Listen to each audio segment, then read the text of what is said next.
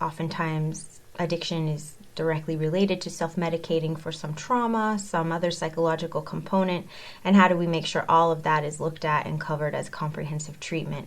So that's some of the areas where we start, and then we, of course, encourage family therapy, group therapy, participation in lots of support groups. Medication management is an important piece, and psychotherapy for at least the first year after someone enters treatment. Okay, great. That was a comprehensive overview of the stages, if you will, of or phases of addiction, and that's a very important thing, because a lot of you may not be aware that addiction is not this very kind of a black and white thing to look at, that it's one thing and nothing else. It comes in one shape and form and has just one nature. And however, actually addiction has multiple phases, different stages of development.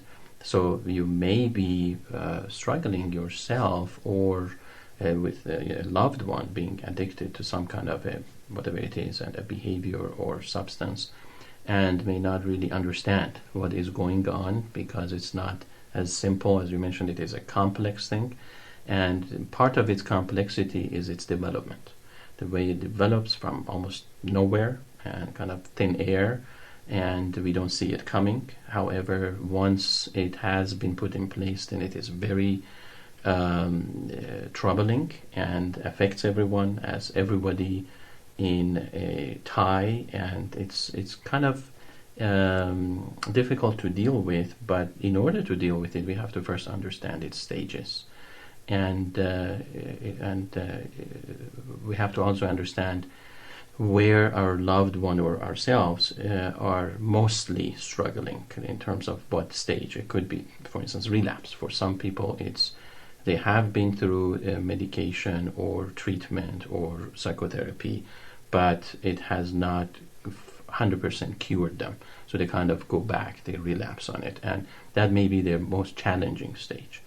For others, it's the maintenance stage, and for others, it's just actually taking the action to go to a treatment center, and they procrastinate, they delay that process for years before they really get into it.